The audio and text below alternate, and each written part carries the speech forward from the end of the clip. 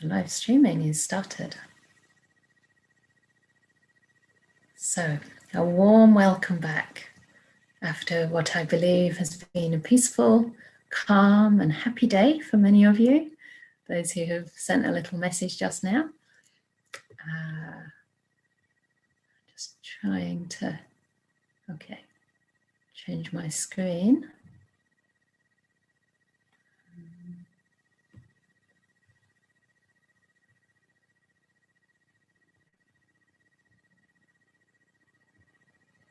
Okay, good. So technology is all working. This is wonderful. So welcome back, everybody. And I hope that you are gradually settling into the retreat. So far today, there's been a lot. And I thought that Ajahn Brahmali was really on fire with inspiration from the Dhamma today. And I was certainly getting really roused and inspired and connected with the meaning of this path and the meaning of going forth as a monastic as well. And it's a lot to take in a sense, especially if you're not used to teachings that go straight from the suttas, straight from the early Buddhist texts and kind of, what do you say, pull no punches? Is that the right phrase? They don't beat around the bush. They go straight to the heart of the matter. And I just wanted to sort of suggest or maybe encourage you to receive these in an embodied way, as though you're not trying to grasp at the meaning of all the words, and the concepts and the detail, but more that you're getting a felt sense of where it's coming from. Because I really believe, that everything we receive is like a seed that we can't unpack all at once, but it's like it goes deep inside the heart, depending on how ready our heart is to receive it. And it germinates gradually in its own time and, bears flowers and fruits when the conditions ripen. We can't take it all in straight away, and we don't have to. So just for your own ease during any of these sessions, please just allow the words to wash over you. And trust that whatever you need to hear, whatever is meaningful for you in your practice will stay. And it'll come up at the most unexpected times when you might just need a little nudge in one direction or another. You might find something pops up and it just comes to life for you. But certainly not everything is going to, and it doesn't need to. In the Buddha's day, people could get enlightened after just the simplest and shortest of teachings. So even though this content is quite rich, and this evening I'm going to be giving you a little bit more, not too much, but a little bit more content, just some suggestions to rouse and uplift the mind. Even though that's the case, just, take it very gently and don't worry about understanding everything, or notice if your mind starts to kind of have a discourse with what's being offered, and just see if you can come back to an embodied sense. So there are different ways of listening. We can listen with our head, or we can listen more internally with our whole body, with our heart. Deep listening. So see if you can connect with your body even while I speak, and just see where these words land. So this evening I wanted to talk about the quality of saddhā, or confidence, or faith, sometimes translated as trust, even belief. And confidence is a very beautiful quality. It's one of the 5 indriyas, the 5 spiritual faculties or powers, sometimes translated as the 5 friends. And saddhā is something that helps to impart energy and joy to the practice, and to get this sequence of what we call dependent liberation going. So this retreat, the theme is all about causality. It's about the causes of suffering and how suffering arises and leads to suffering even in future births. But it's also about dependent liberation, which starts from that very same suffering, but it heads in a different direction. And the link between suffering and that new path, the path of dependent liberation, is this confidence, this faith, trust. I like the word trust as well, because it implies that we can trust in this process. We can trust in ourselves. We can trust that we're going the right way. So we can also trust in the teachings, right? We can trust the ideas of things like karma, the idea that is verifiable, that your actions, the quality of your intention, does determine whether you're going to suffer or find happiness in life. If you act from a pure mind, then happiness follows you like a shadow that never departs. If you act from a mind of hate, a mind of greed or delusion, then suffering follows, as it says in the Dhammapada, like the wheel of an ox, or the wheel of the ox cart follows that ox. It's yoked to that ox. And so really karma is all about the quality of our intention, and we can have confidence, we can have trust that if we keep on purifying our intention, it's going to lead to ever increasing happiness for ourselves in life. We can have confidence in the Buddha, Dhamma and Sangha, not necessarily as beings, although the Buddha was a historical figure. And even the Sangha, it literally refers to enlightened monks and nuns, or people who have at least attained the first path, so the path of stream winning or stream entry. But even then, it's not really about the individuals, because we can never be sure, but it's about the qualities that they embody, and the qualities of the Dhamma. The fact that awakening is possible and that these people represent that. But more than that, that it's still attainable, even in this lifetime, even in this era, and it's attainable by us. You know, sometimes you can read verses of things like the Therigatha, where you read about enlightened nuns.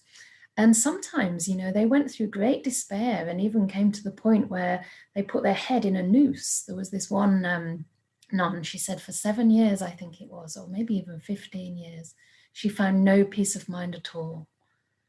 No peace of mind. Can you imagine? You've gone forth, you've left your family, you've given up your career, your job, you know, maybe you've really dropped out of society, so to speak.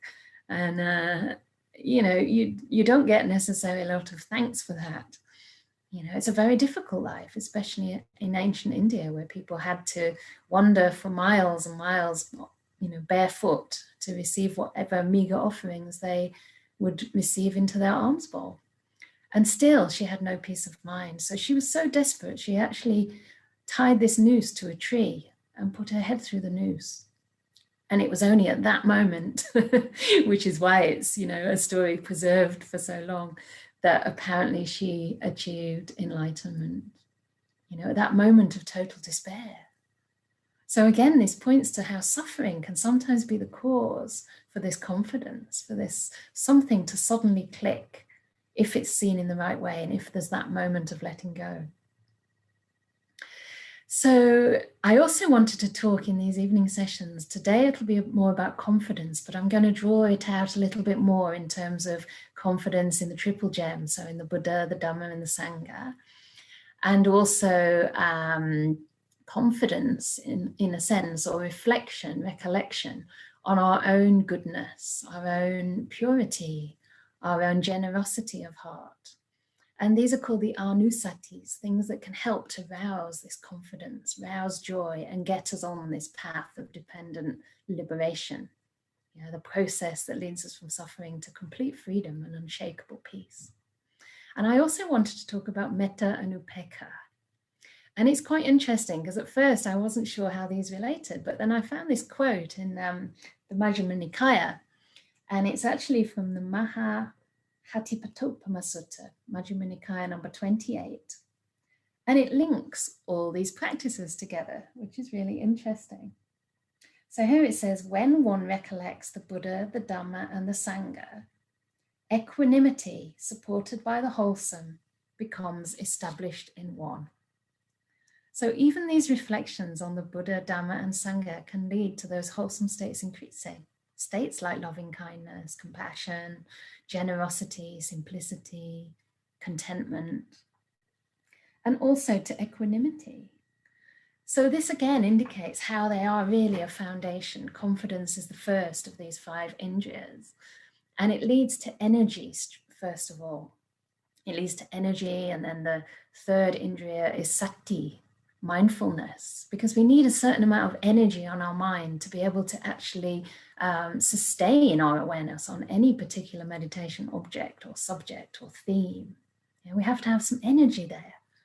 It doesn't work if our eyes are kind of half shut, are mentalized, so to speak. We can't really see what's going on. And then from there, samadhi can start to develop. Samadhi is basically the mindfulness that is sustained on an object for prolonged periods of time and starts to sink into, even absorb right into that object and see deeper and deeper into what's happening. And then lastly, the last of these 5 indriyas is wisdom, because wisdom arises when the mind is calm, when the mind is free from the 5 hindrances. And so confidence is like a foundation for the whole of the path. Sila, samadhi, and paññā.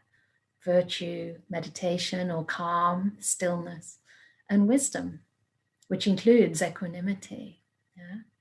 So confidence is such a beautiful quality, and there's many ways to define it. It's never about blind belief in Buddhism, but it's always something that's verifiable. And I think this makes it really beautiful. And it has different stages. So in the beginning, when we haven't yet experienced too many of the fruits of the practice, it's a kind of provisional confidence. Yeah, it's enough to give us the interest, the encouragement, the motivation to take at least the first step on the path. Without any confidence, if your mind is riddled with like skeptical doubt, you're not going to get that energy, that inspiration to even try. Yeah. You're already kind of decided that this is not going to work. And so your mind is closed and you're not able to receive anything new. Ajahn Chah has this lovely phrase. I found it today, actually. And he says, whenever we feel that we're definitely right, so much that we refuse to open up to anything or anybody else, right there we are wrong. It becomes wrong view. When suffering arises, where does it arise from? The cause is wrong view, the fruit of that being suffering. If it was right view, it wouldn't cause suffering. So this is what happens when we don't have confidence, that perhaps we might not be right. Perhaps the Buddha did know something. Perhaps there's a path that I haven't yet discovered. There's something more to be done. And then we can become open, at least to taking that first step. And over time, of course, that first step turns into the second and the third, and maybe many years of practice. And during this time, our confidence, our faith becomes verified. And this is kind of, or let's say inspired, first of all. Yeah, it becomes inspired because it's a long way until it's fully verified. But in the middle, it turns into something that's actually called passadha in the Pali. So passadha is very similar to saddhā, to faith, but it's a kind of inspired confidence that imparts serenity, clarity, steadiness, and a sense of calm. It's a very beautiful word. It's like when you feel that you found your path, you found the meaning of life. You feel like, yes, there is a purpose to this suffering. It's not only to suffer more, but suffering can be understood. Ajahn Chah, again, he said there are 2 kinds of suffering. The suffering that leads to more suffering, which is what we all have, especially before we hear the Buddha's teachings, right? It's just, if you suffer, of course you're going to be unhappy. Of course you want to get rid of it. Of course you crave for something else, right? That's just our default response. So that's the suffering that leads to more suffering. But Ajahn Chah said there's also the suffering that leads to the end of suffering.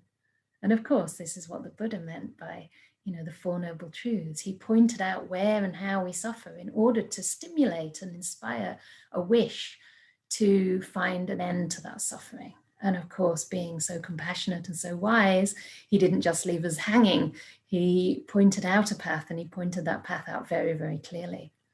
And so as we practice, this passadha starts to grow. One of the nuns in Perth is actually called Venerable Canda, and I find it a very beautiful name, just this inspired, serene faith, confidence that starts to work like a kind of, like petrol in your tank. I mean, I don't really I usually complain when Ajahn Brahm's always using car similes, because I think we're not really like cars, right? That's a very male kind of way of looking at the body. But it's like a kind of fuel source that keeps you going even through times of doubt, because it's not as though doubt is never going to arise again at this point. Even on my path, even though I've been ordained now for 15 years, I still have a wobble from time to time. And I think, is this really the path that's going to be the best, the most productive, the most beneficial for myself and other people? Am I really progressing on the path? How do I measure that, you know? So sometimes there can still be doubt even at this stage, but it's not a kind of skeptical or cynical doubt that stops us taking a step. It's the kind of doubt that just spurs us on to look a little deeper, to keep going, not to give up. You know, you can say, oh, well, look, don't look like this morning. Do I feel better than I did this morning? But look, you know, 2 years ago in your life, or maybe 5 years ago in your life, before you contacted the Dhamma, and see if there has been even any slight change. And that's something to really celebrate, because without a path, you know, how do we know where we'd be right now? You know, I think that most of the time without a path, we just become more and more disillusioned because we're searching in the wrong place for happiness, you know, and the kind of sparkle and the glow, the energy we had when we were young starts to fade away. You know, I know for myself, I'm 45, don't add a year on. I'm 45 for another few days. And, you know, and it's not the same. I don't have the same amount of energy. I don't have the same amount of kind of a sense of anything is possible and I could change direction at any time. You know, I kind of feel like, no, I need to start getting serious about things and put my energy into something for the long term now. You know, and I'm aware that by the time I reach 50 or so, that energy is going to drop again. So I've been told. Of course, it's different for different people. But, you know, without a path, it can be very daunting about what's to come next. And so the third level of this saddhā is what I would call verified confidence, verified trust. And we get verified along the way, right? We know, at least at this stage, that if I perform wholesome actions, then I'm likely to benefit myself and others. And as a result, I'm going to experience happiness, or at least there won't be any regret or remorse. Yeah? Have you ever noticed that that's a kind of happiness? You can go to sleep in the night without a terrible conscience. You know, the Buddha says, if you have a heart of loving kindness, then you go to sleep easily, you don't have bad dreams, and you wake up fairly happy and energized. Of course, that depends on what you've been doing also in the day. Sometimes I wake up really groggy, but most of the time I don't have bad dreams and I don't torment myself over my conduct because my conduct's pretty good. You know, you can always find fault with a few things here and there that are not 100%, but think about all the things that are, all the things that you can rejoice in. This should give you trust. This should give you confidence. And that confidence becomes fully verified, unwavering, unshakable when we become stream winners. Yeah, it's the first stage of enlightenment on this path. And it's also one of the defining features of a stream winner, that they have this unshakable trust, this unshakable confidence in the Buddha, Dhamma, and the Sangha, so much so that they can never actually take up any other religion because nothing else really makes sense. They know that this path leads to the end of suffering and they've done the work. They've seen that, you know, greed, hatred, and delusion have been kind of mortally wounded in a sense, not completely eradicated at this stage, but they now have right view. And that right view in itself, I think, is a cause for confidence. I was reflecting on this earlier, and the Buddha's always, in the causal sequence, suffering is the cause for confidence to arise. And I can really understand that. It actually speaks straight to my experience. Because for me, you know, it was because I was sort of suffering and wondering, why am I here? What's the meaning of life? That those teachings, when I heard them, went straight to my heart. You know, especially teachings on suffering and the fact that there is a way out. It was like, this is speaking to the heart of the problem, and I want to follow the path. You know, it was such a great relief for me. But I was also thinking, this only really happens, it only really works if there's something in between suffering and confidence. And that something in between, again, is, I think, understanding a wise way to relate to suffering. So the suffering that leads to the end of suffering, rather than suffering that just leads round and round in circles, taking you deeper and deeper down. And of course, that can only happen if you've heard the teachings and if you have a modicum of right view. So you start understanding, yeah, not only I suffer, but all beings suffer. All beings desire their happiness and recoil from pain. And then the path takes on a different quality. It's not just about, am I doing okay? Are you doing okay? Oh, you don't suffer. I don't suffer. What's the point of trying? Or I suffer, but I'll just look after myself. No, we all suffer. And the path becomes motivated by compassion. So this right view is also one of the prerequisites, I think, for the confidence that develops. And as usual, there's lots I want to say, and I always forget that I only gave myself 15 minutes for these evening talks. But there's just one more element that I want to mention about saddhā, and that is that it has both an intellectual or rational element, so we can understand the teachings conceptually, and we can analyze them, we can try and figure out, do they make sense? And this is really encouraged in Buddhism. The Buddha actually said, one that comes, let me see if I've got the quote. Yeah, so even though we have our critical faculties, he still doesn't encourage us to land at a conclusion straight away. He actually says that we can have a kind of provisional hypothesis, if you like, but that we should continue to explore and investigate. So it's really encouraging that critical thinking, that critical faculty that keeps on checking, is this actually leading in the direction of peace, in the direction of happiness or not? So he says, this is how, so one may think, my faith is thus, but a wise person who preserves truth does not come to a definite conclusion that only this is true and everything else is wrong, when as yet there is no discovery of truth. So again, it's that openness of mind, being open to the possibility of future lives, past lives. So many times, especially in secular Buddhism, so-called secular Buddhism, because I'm not sure it's really Buddhism, but people can use that word if they want to. So many times they say, we don't believe in rebirth. That's just a belief. But believing that there's no rebirth is also a belief. And it can also become very dogmatic, very rigid, to the extent that it precludes you digging that bit deeper in order to find out. And so the Buddha's always saying, don't make up your mind until all the data is in, so to speak. Like a good scientist, right? They'll do their experiment, but they won't come to a conclusion until they have the results. And getting all the data in means getting into very, very deep samādhi time and time again, and being able to penetrate deeper and deeper into the nature of things. This is how we get data that's unbiased, that's not distorted by the 5 hindrances. So we actually have a chance to see things as they truly are. And it doesn't happen the first time. It might happen only many, many times that you're getting closer and closer to that truth.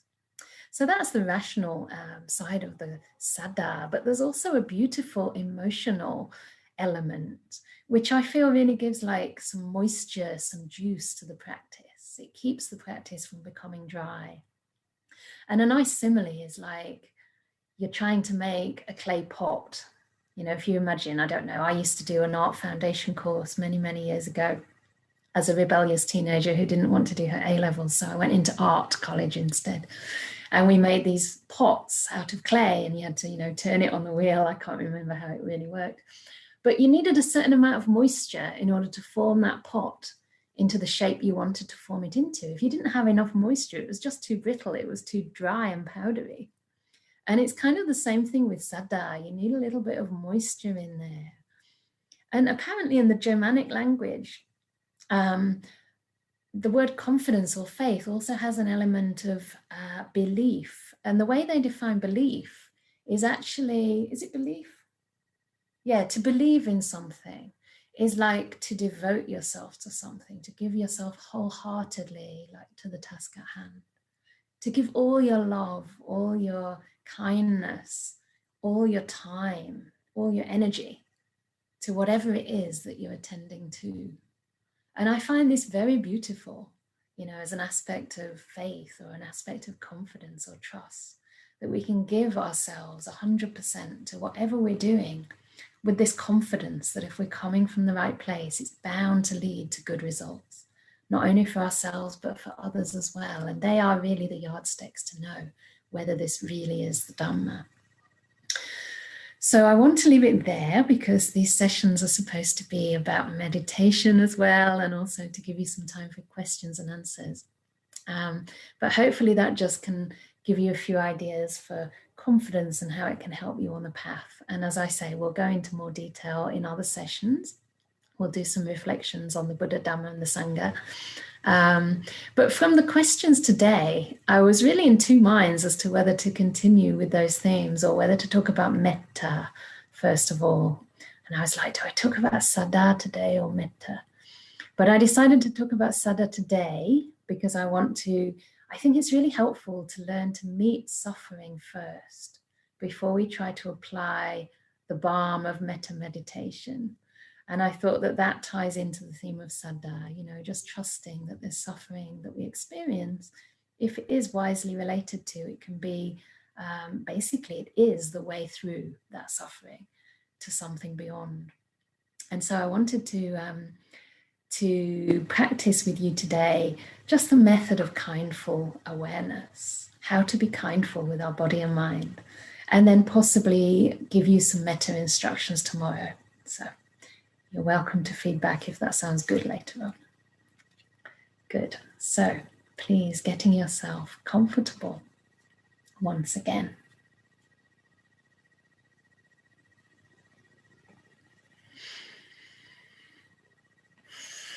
And now it's towards the end of the day. You might find that your knees are a bit sore. You might prefer to have a chair.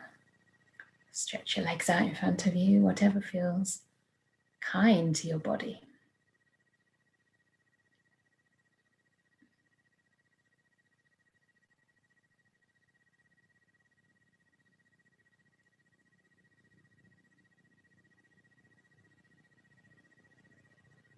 Make sure you're warm enough. You may want to even dim your lights.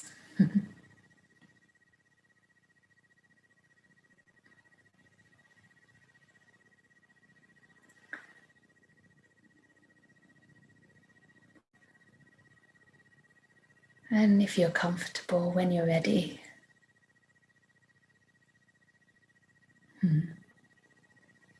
gently closing your eyes. I see some of you who've created more ambiance now. That can also help to just nudge the mind into quietness.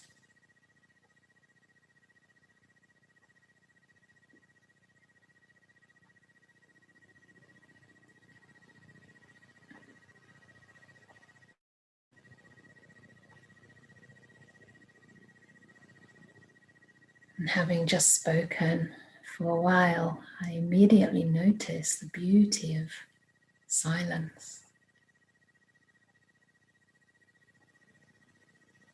So it's resonating all around me.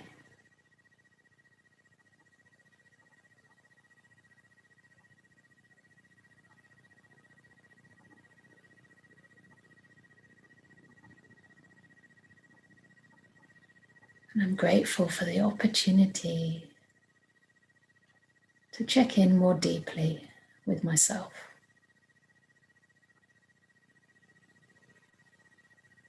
How am I doing?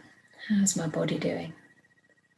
Is it sitting in the most comfortable posture that it could be sitting in?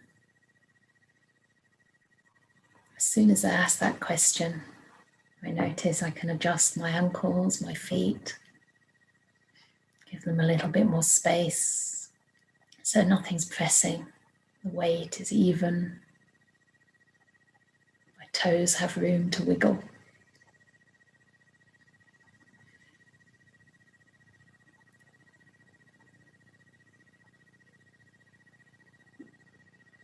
You might want to check if you're sitting on a chair whether the weight is falling through your knees into your ankles or whether there's pressure on the knees. If so, you might want to just move your feet an inch or two forward.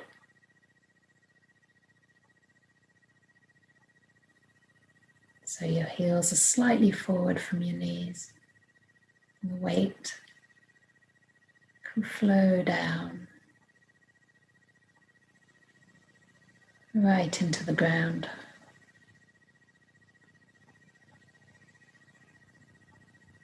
Sometimes on a chair I notice that I'm holding my legs together a little bit more than is necessary. I can just allow the thighs to flop outward.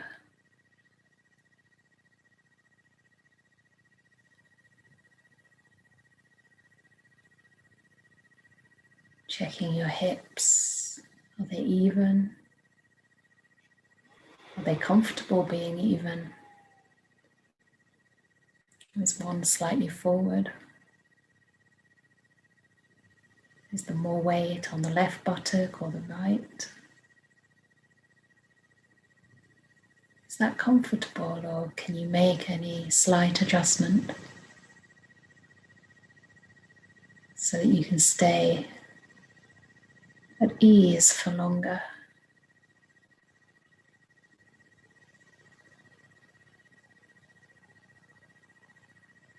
Checking your belly area. Is it contracted?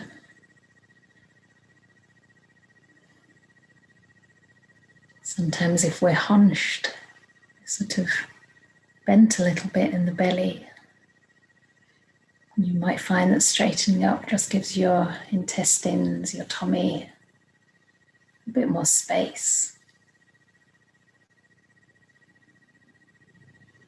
And softening the belly.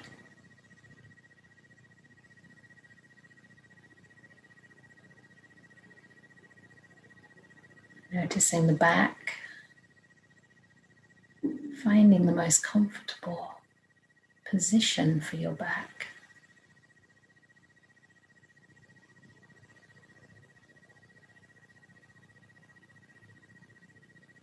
Perhaps gently lengthening through the spine by just tilting the head slightly forward. Perhaps imagining the top of the head as though there were like a string attached from the center of your skull to the ceiling. Just encouraging it to find that space above.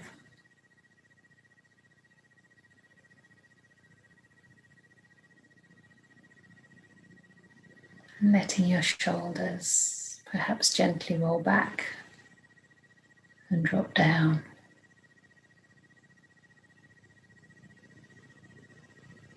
Seeing if you need to adjust your hands accordingly. And finding the optimum position for your hands, your fingers to be free.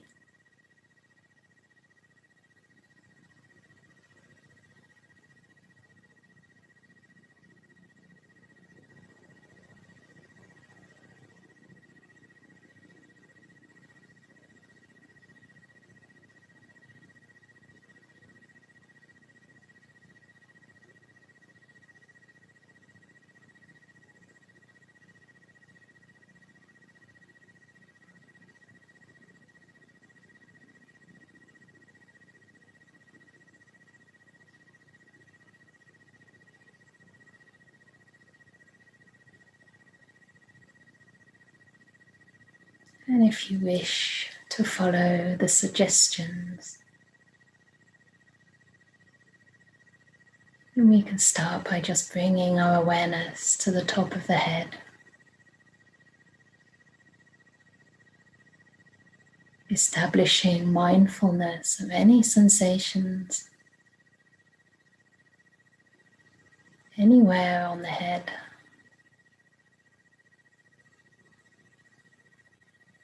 And infusing that awareness, that mindfulness, with a sense of kindness, friendliness, curiosity, just open to receive.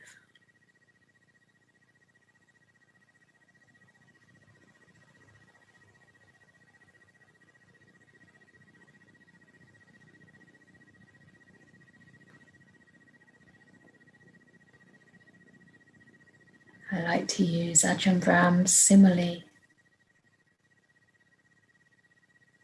kindfulness, mindfulness plus kindness. So in this simile, mindfulness is like the light of the sun, and kindness is like the warmth of the sun. They go together.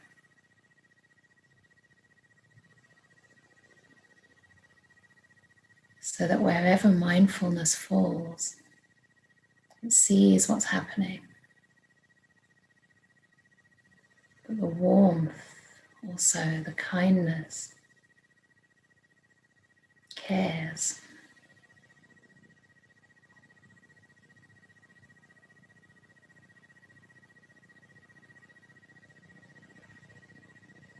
You can even imagine that you're basking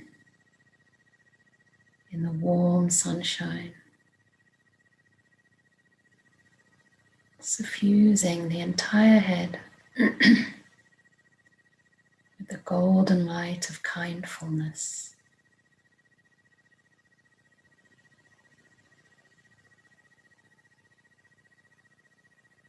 Bringing you more and more deeply into the present moment and relaxing with this present moment.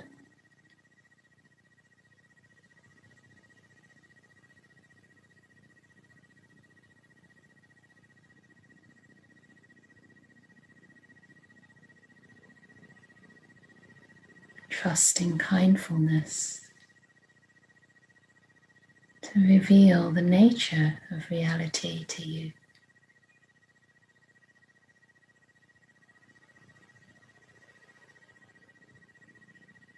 Allowing any tension in the forehead, the brow, the eyes to just melt away.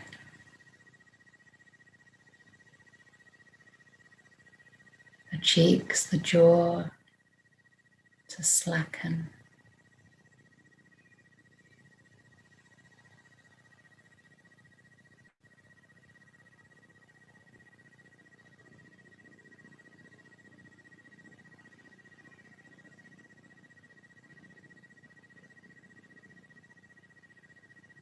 As this kindfulness spreads through the neck, around the throat, across the shoulders, like the sun on a warm spring day.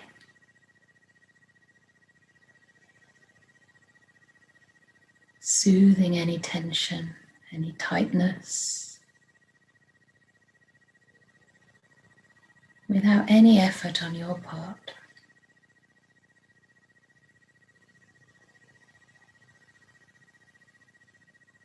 Just content to stay with whatever arises.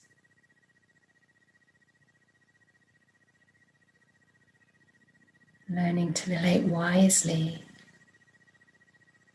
with kindness, gentleness, and letting go. The three right intentions, wise motivations.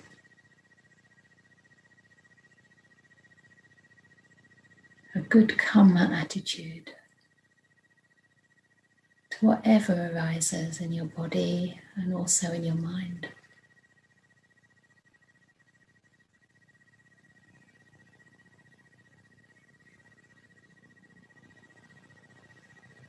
Exploring the whole arm,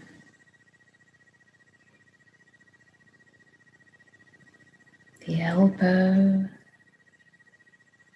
lower arm, wrist,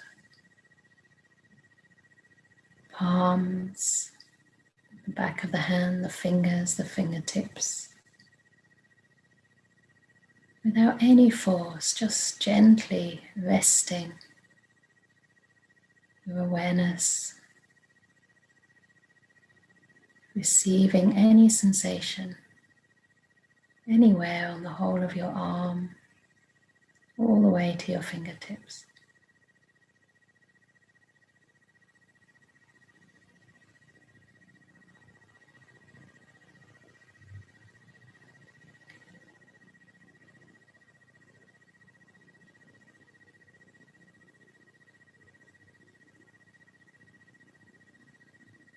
And this golden sunlight spreads through your whole body, from your collarbone to your chest, ribs, the diaphragm, belly, all around the trunk, down the back.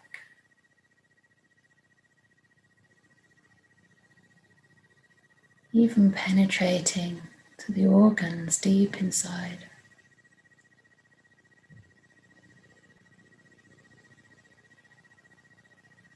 Just receiving any sensation, not needing to know why it arose, what it means.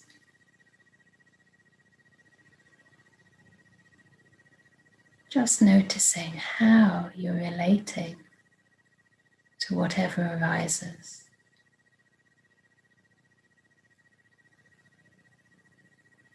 Whether there's any clinging, any pushing away, or whether this kindfulness can help you make peace, befriend, relax with even the most painful sensation you may encounter on the way.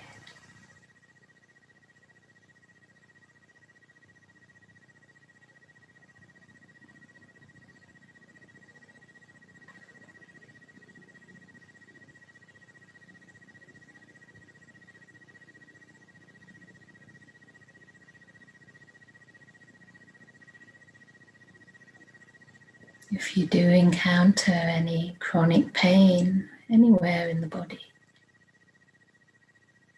you might wish to experiment with how close your attention remains. Maybe just hovering around that area. Perhaps taking in some of the area that is not in pain.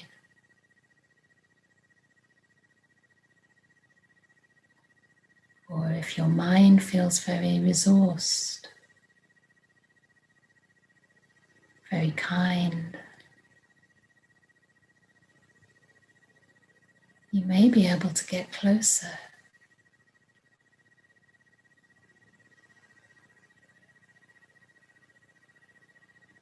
And just see what's going on. Is it really as solid as it may seem?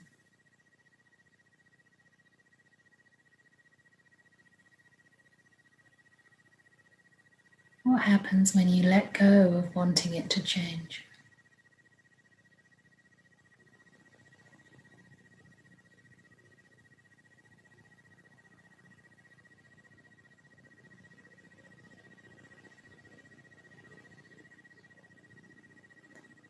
So allow your kindfulness to keep spreading naturally into the hips, the buttocks, to the thighs.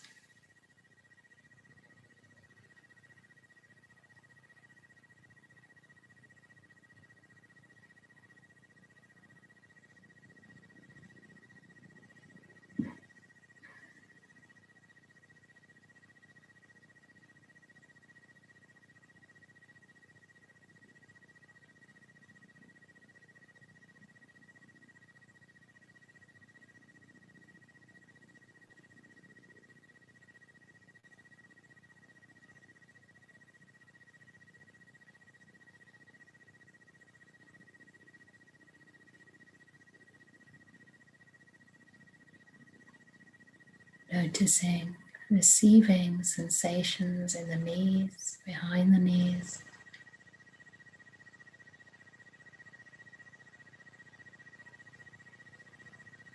And just relaxing with those sensations.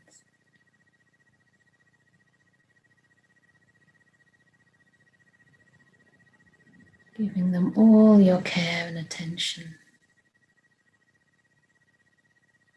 The as though they were the only thing in the world for you right now.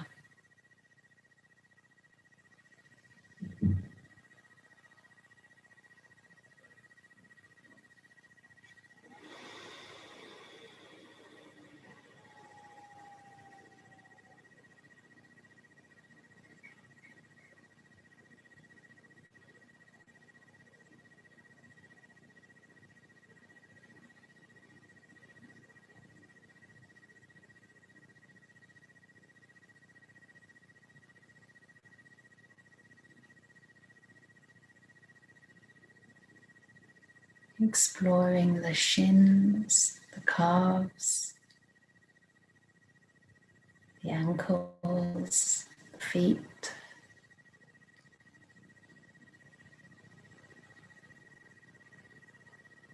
Even noticing toes, any sensations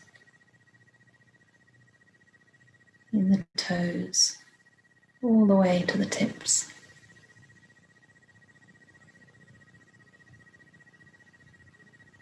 Relaxing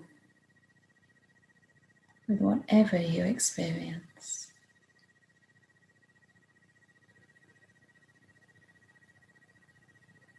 This is a kind of letting go.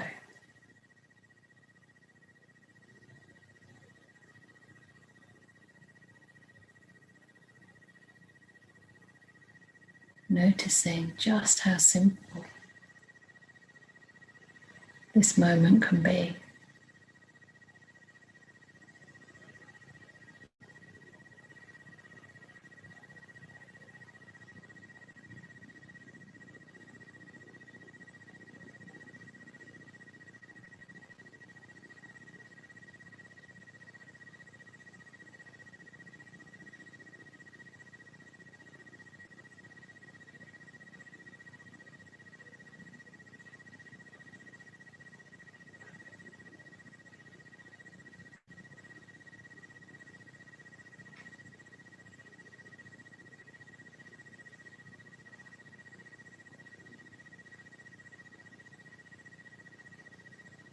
And if you wish, you may like to sense the whole body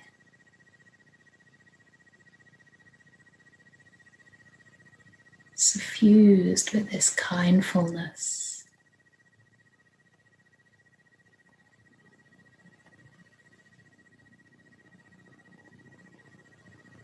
And just take a moment to linger with any area that needs a little bit more kind attention.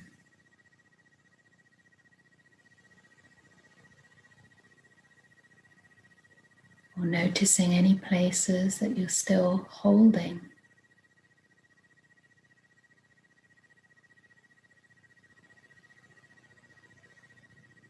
Encouraging them to just let go, as though you were soaking in a warm bathtub.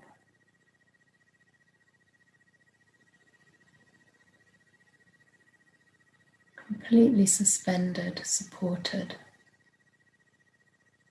by the water, so that all the muscles can fully relax.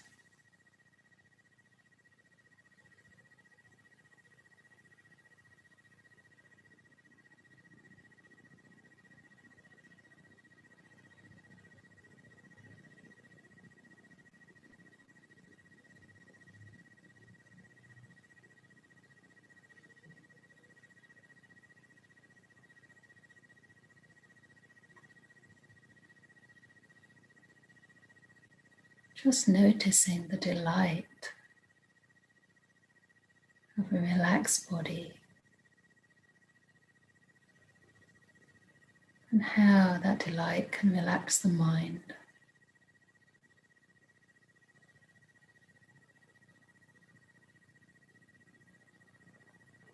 Causing mindfulness to grow. Perhaps to pick up increasingly subtle objects like the breath.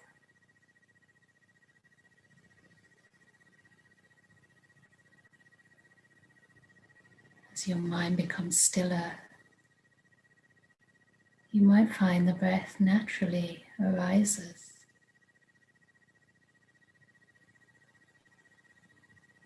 If so, see what kind of attention is needed to just meet the breath.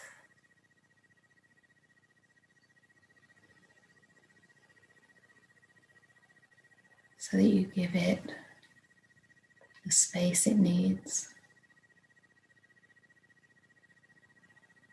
without trying to capture or hold on to the breath,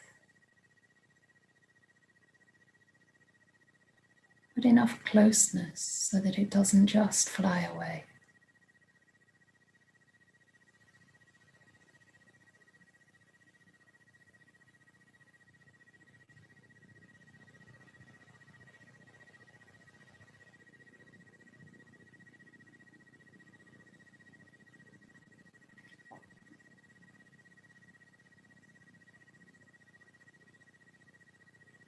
And if the breath doesn't arise for you, that's fine too. Just stay close to this present moment with a beautiful, non-demanding, kind and gentle attitude, making peace with whatever arises.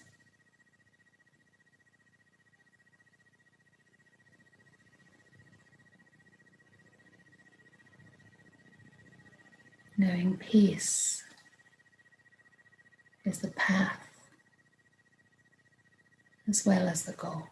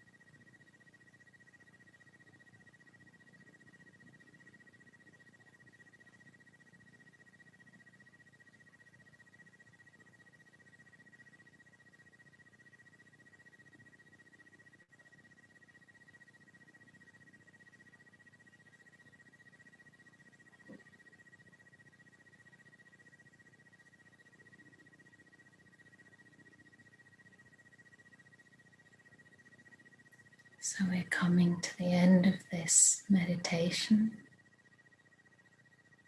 Although you don't have to open your eyes, feel free to continue just enjoying the process of allowing burdens to drop away. If you do wish to come out of meditation and engage with the question and answer. Before doing that, just check once again how your body feels.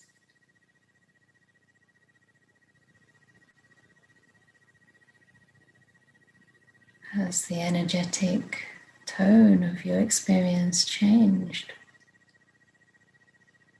since we began the meditation?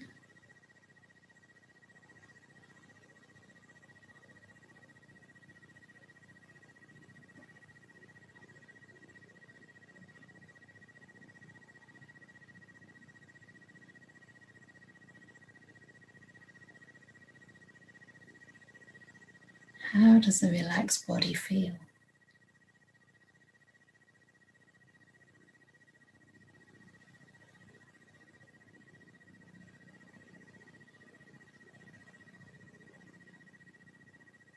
And does that affect the mind? Does it help to lead the mind to peace?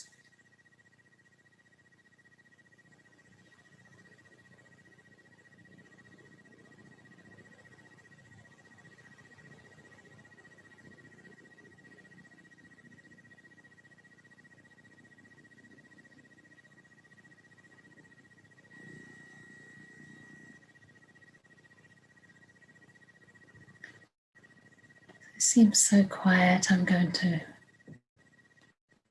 skip the little gong because it doesn't have such a nice tone as Ajahn Brahmani's bell. Instead, I'll just make a virtual gong sound.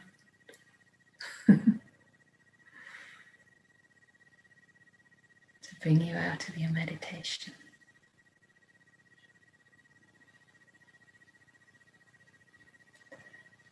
Okay. And if you don't have questions, you can continue to meditate. So as we did this morning or this afternoon with Ajahn Brahmani, I would like to suggest that you could send any questions, comments, feedback to Derek, Q&A Derek. The way to do that is to press on the chat box. And then you press on the little name in the chat box and you'll find Derek in there. Q&A Derek. And then I shall be receiving your questions. So someone says, this was very relaxing meditation. It felt almost like a dream. The only question I have is how to relax the mouth, tongue position. The mouth or position the tongue in the best way, please. How do I do that? It's very instinctive, I suppose, and maybe a bit of an experiment each time. What I generally find is that my jaw can be looser than it actually is, you know. I think I'm probably conditioned to smile quite a lot. So even when I meditate, I sometimes got this smile on my face, and I realize actually, I can just let it hang. So I sometimes just part my jaw a little bit and sort of intentionally allow it to just drop. But I found if I pay too much attention to the position of my tongue and mouth and worry about that, then it just becomes a bit of a disturbance. So rather than think about my tongue and my mouth, I more get in touch with the general sensations in the face and just notice whether there's any holding, tightness, tension, and just relax around that. Yeah, the other common experience meditators have is when they suddenly told to notice their saliva. As soon as I say the word saliva, you'll be noticing water, certain taste maybe, and you might, figure out, oh, there's quite a bit there, or there's not much, and suddenly you become very obsessed with the saliva. This happens a lot in extremely silent retreats, actually, which are so silent you can hear anybody just swallow. And sometimes you find that when one person swallows, everybody else feels like they need to swallow. And I've been on retreats where I've been like, gosh, I swallowed about 10 minutes ago. It's too soon to swallow again. you know, and you sort of become very conscious of it. And the best way is actually just to not to give it too much attention. Yeah. So it's an experiment, you know, what works for one person doesn't work for someone else, and what works for you this time won't work next time. So it doesn't really matter. What's important is you make peace with whatever you experience. And that's what Ajahn Brahm sometimes calls good meditation karma. Making good meditation karma is a great way to see it. You know, whatever arises, you have a choice. If you know you have a choice, then you're aware enough to make a choice between reacting, responding with craving and aversion, or making peace, being kind, being gentle to whatever arises in the mind. And if that's what you do, even if that's the way you incline, no matter how far you incline that way, you can be sure that you're making good karma, because the motivation of your mind is coming from the right place. What would you recommend for someone who doubts a lot all the time? Well, firstly, I would say try not to label yourself as someone who doubts a lot all the time, but rather notice that, oh, from time to time, doubt arises. Doubt has arisen. Because sometimes we can really make an identity out of basically anything. And when you say all the time, I can't believe it is all the time, because to come on this retreat, you had a moment of clarity, unless you now really doubt your decision, which may be the case. There is some sort of, you know, stable intention that's brought you here, that kind of sustains your practice and that keeps you showing up, you know. So certainly you're on a particular path, you're on a particular journey, and that doubt has not derailed you yet. So the way to overcome doubt, of course, is to develop our practice. Like the classic antidote is to study, to read, to learn about the Dhamma. And of course, that includes practice, investigating the Dhamma, you know, trying to understand what it is that you have doubts about. And there's a difference, as I said, between a kind of crippling doubt, which won't even allow you to look, and a doubt that's more inquisitive. And the inquisitive kind of curious doubt is not a bad thing. There's another kind of doubt that the Buddha likens in the classic example of the 5 hindrances. He says doubt is like crossing a desert, like being lost in a desert. Yeah, so you're in this very hot, dry place, and you know, maybe you need to find water and you can't find that water and you have no idea which way to go. I can't resist a little story that Ajahn Brahm sometimes tells. I find it quite funny. There's this person who's lost in the desert, and he's been lost for, you know, 1 or 2 days, and is really thirsty and really quite concerned that, you know, he won't be able to last much longer. And then all of a sudden, he can't believe it. In the far distance on the horizon, he wonders, is it a mirage? Because he sees this dog sleigh coming. And then he notices this Eskimo with all these huskies. And he's like, oh my goodness, I'm saved. So he runs up to this, eventually, well, not really runs, he sort of staggers along. Oh my goodness, you've saved my life. You know, I'm so glad to have found you. And the Eskimo looks at him and says, what? And you think you're lost? Right? Because it's a desert. So what's the Eskimo doing in a desert? So, oh dear, sometimes we can be lost and everyone else around us is lost as well. So that doesn't really help at all. But really, it's the Buddha's teachings that overcome that doubt, because the Buddha's teachings also act as a map.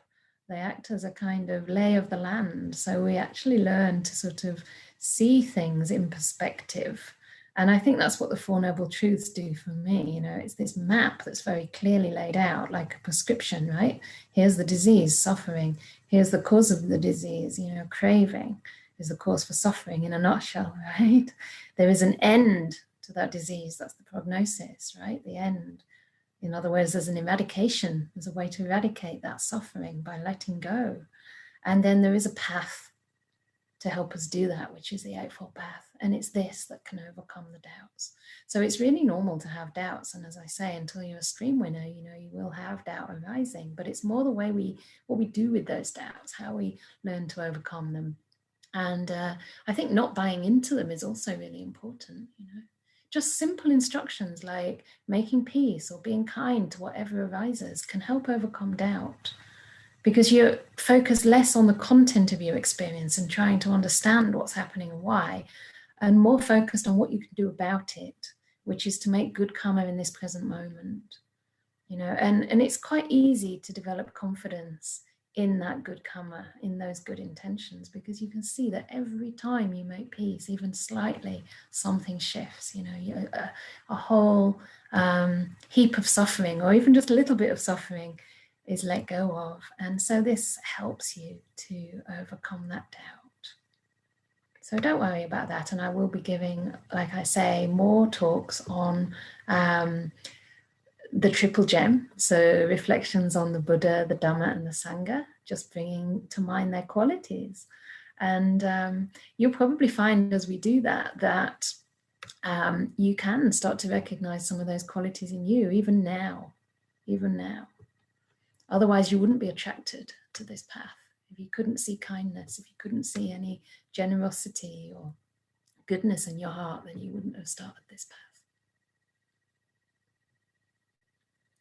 Okay, so someone's asking, is it possible to have unshakable confidence without having stream entry, by having the perception of impermanence? It depends what that unshakable confidence is in. I think certainly there can be a kind of very strong confidence having seen impermanence, or, you know, being in contact with the arising and vanishing of the khandas, you know, consistently. And I have had times in my life where I've, you know, had no doubt basically that I'm on the path and that this path is leading in one particular direction, and that confidence has been really, really strong. And then there've been other times when I have had a bit of doubt, not so much about the path, not so much about the teachings, but about my own ability to put them into practice and to really move in the, not in the direction, but, you know, go as far as I want to go in this life. And again, I was thinking earlier that another obstacle, I guess, to confidence is that sometimes our own time scale causes us to doubt, right? Because it might be that we're progressing, but because we're not progressing as fast as we think we should be, we start to doubt ourselves. And actually what's wrong there is not the way we're practicing, but just our own expectations, our own kind of self-imposed ideas about how long this path should be. And we really have no idea. I mean, one teaching that is kind of both frightening and also encouraging all at once is this idea that, you know, we've been practicing maybe for eons, and we have no idea how many lifetimes we've been practicing for.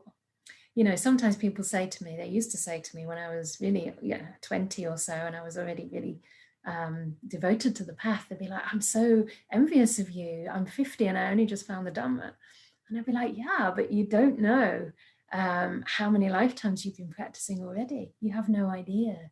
You can't measure the qualities that you're developing or I'm developing. It might be different things for different people in different ways. You know, and so really it's not the point. The main point is just to keep on taking those steps.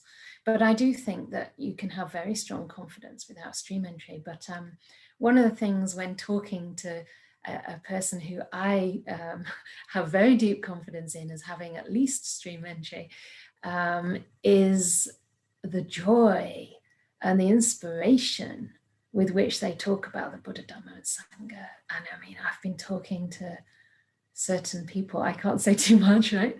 But it's my perception of these people. I'm not making claims about anybody, and they would never make claims about themselves. But there's been times when that person's had tears in their eyes, I've had tears in my eyes, and I've just been full of bliss for like days when they talk about their unshakable faith. That is really a power. That's why we call it a bala, an indriya at that stage.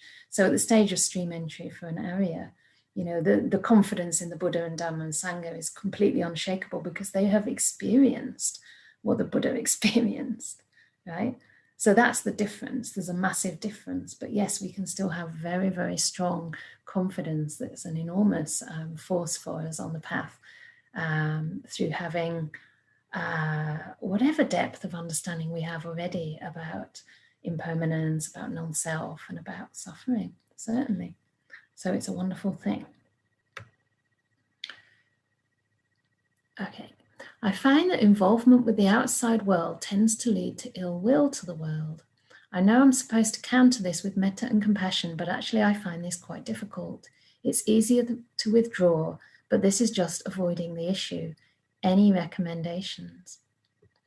Yeah, so I guess my recommendation at first, if at all possible, and it isn't always possible, is to see how far you can be involved without it leading to ill will, to see if you can be involved to the extent where you notice fairly early on whether it's leading to ill will and why. How is it that you're attending to what's happening in the world? You know, are you reading too much bad news? Are you kind of doom scrolling, as they call it nowadays? You know, how are you engaging with that world? Are you meeting the right people? Are you meeting people who tend to uplift you, who, you know, have qualities that can inspire you? Or are you hanging around with people who tend to drag you down? You know, what kind of contact are you having? How much of it? And what are you doing with that input? So these are all questions to ask yourself. And I think, you know, wise friendship is really important. Somebody to lend a different perspective and to sort of say, like, for example, recently I feel I have been getting in the last few months quite, affected by the situation in Myanmar. And I would feel that something was kind of strange if I wouldn't be affected by that, because I've lived in that country for more than 4 years and basically learned my Dhamma through the traditions in Myanmar, which I'm eternally grateful for beyond belief. I just can't imagine where I'd be in my life today without this path. You know, it's unthinkable to me how meaningless my life would have felt.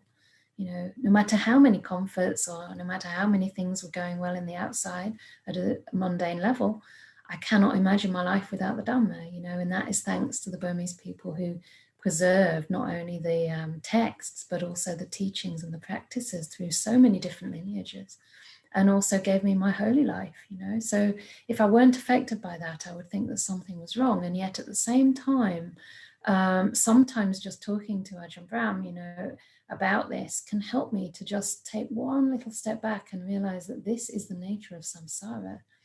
And for me, it doesn't do that in a way that disconnects me or that makes me turn away or leads to any kind of callousness or coldness, but just in a way that actually allows a sense of equanimity to coexist with holding that suffering, so that I'm not putting the suffering down, it's not going away, but there's also a sense of, yeah, life really is full of suffering, if not for me right now, for many, you know, and some kinds of unspeakable suffering that we can't even imagine how we would be in that situation ourselves, you know. But alongside that, there's this sense that, yeah, this is the nature of life, of existence, and I have a path. You know, either I can get bogged down by that and basically render myself incapable of helping anyone else, or I can try to practice open to the suffering to some degree so that compassion arises, and then also, you know, learn to care for myself so that I don't burn out and that I can still respond in an appropriate way. So, of course, it's easier to completely withdraw, but that's not really developing the skills you need in order to learn how to handle these things. But sometimes you can also turn off the devices. And I say that for myself as well, you know. I hope that helps a little bit. Okay, lots of questions coming. It seems to me that feeling tense from time to time is a habit which comes up in daily life as well as during meditation, and there's the chance to learn to relate to it in a gentle, kind way, and also to investigate and observe it. So is it not good at all to feel tense from time to time during meditation? No, nothing is bad to feel in meditation. There's no bad or good. It's all about how we relate to it, basically. You know, this is why the Buddha's teaching is so radical and revolutionary and completely transformative, because we're not saying it's anything to do with, you know, our inner experience per se that's the issue. It's our way of relating to suffering that either leads us to further suffering, you know, more tension about being tense, like, I've got this tension, I shouldn't be tense. It's like, you become really overwrought. Or you feel that tension and you just, yeah, like you say, relate to it gently and observe it. And it's the gentle way of handling it that allows you to observe it. You know? Because when the mind is soft, when the mind is receptive, when it's not judging that tension, then you can actually stay with it. You know, when we judge, when we react, we're kind of propelled away. It's like the mind is too hard to get close. So absolutely, you're doing the right thing. It's absolutely fine to feel tense. It's just that in these meditations, I just try to mention the word relaxing, because most of us might be tense without even knowing it. And sometimes it's just as easy as relating to it with a bit of kindness, and then it drops. And it's also to notice the relationship between kindness and relaxation.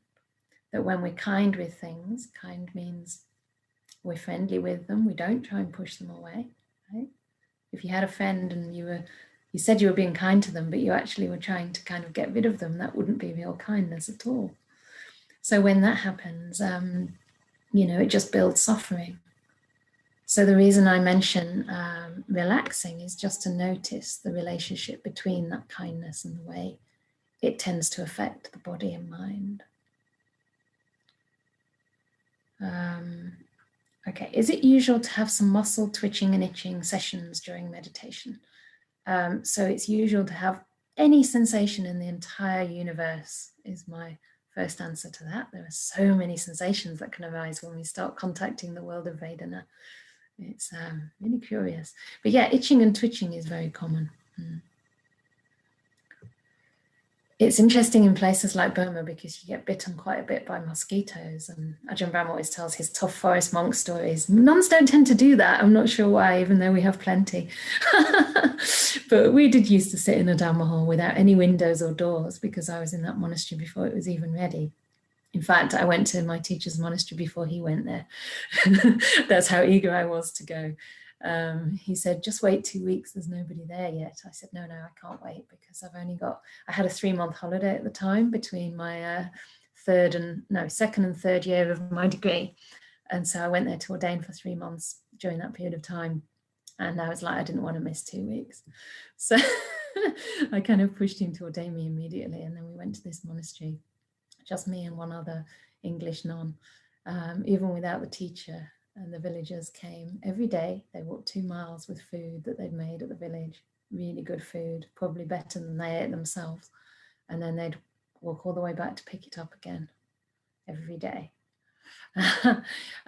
Yes, and so there weren't any doors or windows in that meditation hall. So the mosquitoes would just come in, and we had no repellent or anything like that. And it's interesting to notice that, you know, you get bitten a few times, and then your body, because it's expecting to be bitten maybe, it produces the same kind of experience all over the body. So the whole body feels like itching all over, and it's really interesting practice. Sometimes we're almost creating it with an expectation in our mind, but it's very fascinating to see how, you know, the mind and the body are so related. Yeah, so you're saying you have sensations everywhere. Great. Pain somewhere, lots of itch in the nose, temperature of the body increases. Sometimes I try to sweat. It's difficult to be still with all of this. What do I do in order to get quiet? That sort of jumps from 2 different subjects. So I'm not sure, because if you're wanting to get quiet when things are the way you describe them, that's a kind of wanting things to be different from the way they are. So I would probably not ask that question at this point. The fact that everything is starting to become pronounced in terms of sensations just shows that your mindfulness is increasing. And this is actually the first step to wake up the mind and prepare it for stillness. So it's actually not a bad thing. You know, you're developing mindfulness first of all, and then after a while, you'll probably find that those reactions start to fade a little bit. As your mind and the mindfulness increases, you will find that you're getting quieter inside. And over time, these things will start to quieten down as well. So again, the body and mind are so related.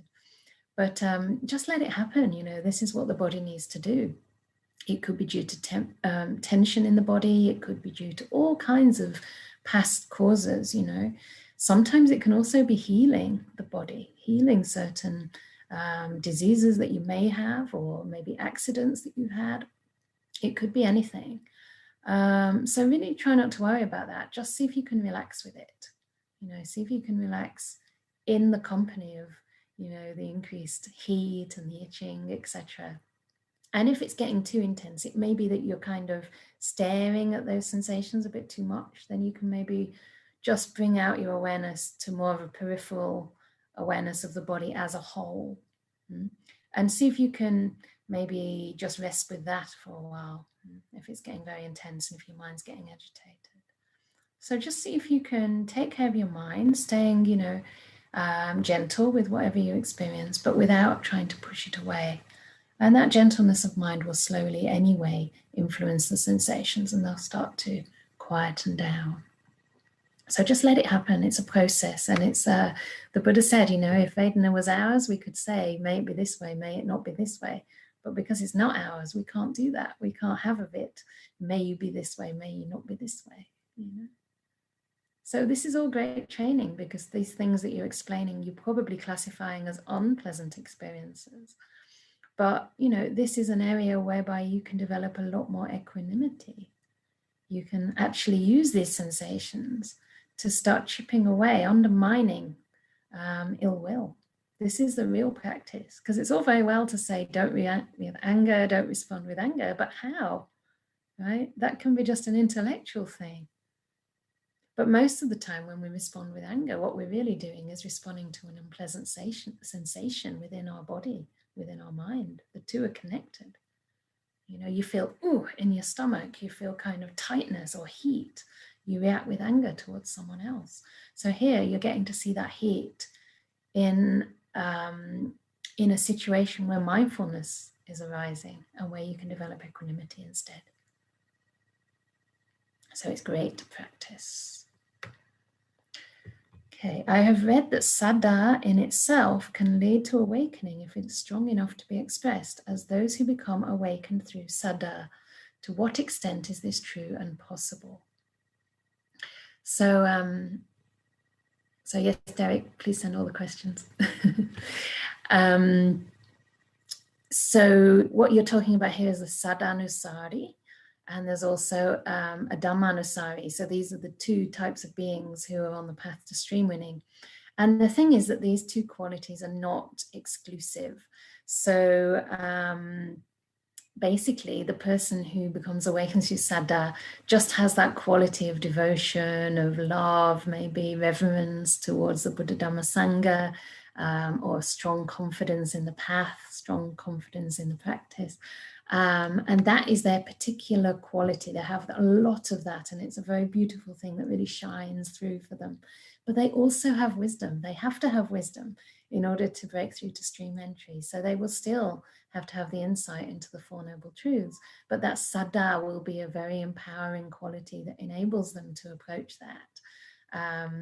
Maybe they don't have so much of the investigative or analytical mind. We can see this in the world. Some people are a lot more inquisitive, investigative, analytical. Others are more kind of trusting, and they have this heart of devotion, that if the teacher says, sit down and watch your breath, they just sit down and watch the breath without really asking, how am I supposed to watch my breath? How many breaths? I watch this breath. Am I watching the breath, or am I watching the sensations? What's the difference?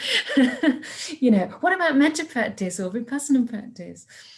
This is more the kind of analytical type of person, which is me, actually. But I also have a lot of saddhā.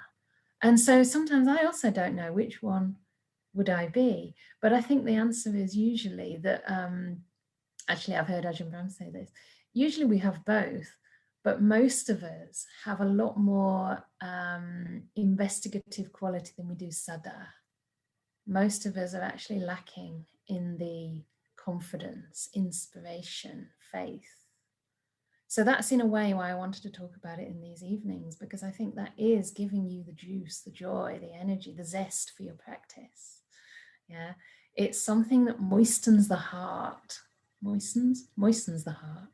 And like I say, it's something I've spoken about with my teacher. And I mean, it's just really, in my February retreat, we spoke about it almost every day. Like, He was telling me about his practice in ways that I didn't expect, and the joy and the saddhā, and it was just incredibly inspiring. It just propelled me in my practice so much more than, you know, asking Dhamma questions about this or that concept. It was just something very visceral and really inspiringly beautiful. So yeah, saddhā can be a really great quality that we can all, I think, do well to encourage in our hearts. And also, while we're on that subject, we are going to finish up pretty soon. Some people say, and I think it's commentarial, that we have to balance wisdom and saddhā. We have to balance faith with wisdom. But my understanding is that actually you can't really have too much of either, because if saddha's true saddhā, it's not blind belief, it's not blind faith, it's actually, it's a force, it's a bala, it's a strength. So the stronger the saddhā, the stronger the sila, samādhi and paññā that you build on top of it. So we can have as much as we want. These are beautiful qualities, but we shouldn't allow it to slip into blindness, you know, or kind of never question the teacher just because they are senior to us. This would not be what I would describe as faith. This would be gullibility, perhaps, denial even of maybe some misconduct that we might see. So that kind of thing is definitely not a quality, not a bala, not an indriya on the path. Okay, so the questions that have come in are from people who I already answered one question. So because we're, yeah,